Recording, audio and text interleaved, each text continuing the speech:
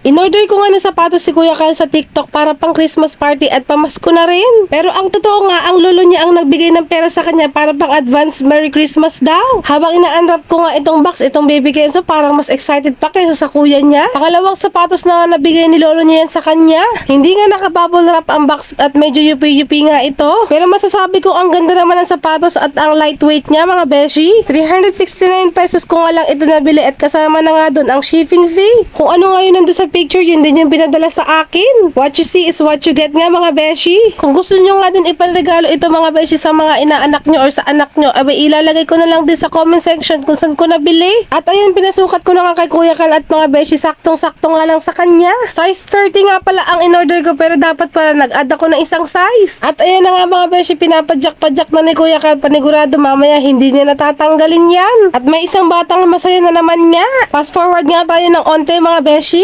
December 30 nga ngayon at ngayon nga ang kapistahan ni Santa Luciang Birhen at Martir. Pero ang totoo nga dyan mga beshi ay wala akong kaalam-alam. Nag-short at nag-t-shirt nga lang ako mga beshi at tsinelas. Pambahay look nga lang talaga ang ginawa ko mga beshi at malapit lang din naman kasi ito sa amin. Dahil hindi ko naman talaga alam na may misa pala ngayon. Pag-aalas 9 na nga ng mga oras na to at inaantay nga namin si Father. Habang nag-aantay nga ay pumasok muna kami sa loob ng simbahan para magdasal at magpasalamat. Itong taon nga na ito ay napakaraming pagsubok na akala namin ay hindi namin malalagpasan. Pero dahil sa kabutihan nga ng ating Panginoon ay nairaos natin mga beshi. Kung ano man nga yung mga bigat na pinagdaraanan natin sa buhay, huwag tayong mahiyang lumapit sa ating Panginoon. Kung wala ka nga talaga ibang malapitan or masabihan ng mga problema mo, nandiyan lang siya kahit hindi mo siya nakikita. At ito nga mga beshi, tapos na nga ang misa at nag-bless nga kami kay Father. Ito naman si Kuya Kyle, ayaw naman mag-bless. Pumila nga ako kasunod ng ating mga lola dahil may libre nga silang palugaw. Kanina pa nga tulog ang baby Kenzo at ang hassle nga habang nagvi-video, tapos meron pa akong hawak na lugaw. Hanggang dito na lang nga muna mga beshi. Maraming salamat sa panonood at pag-suporta. God bless us all. Mwah.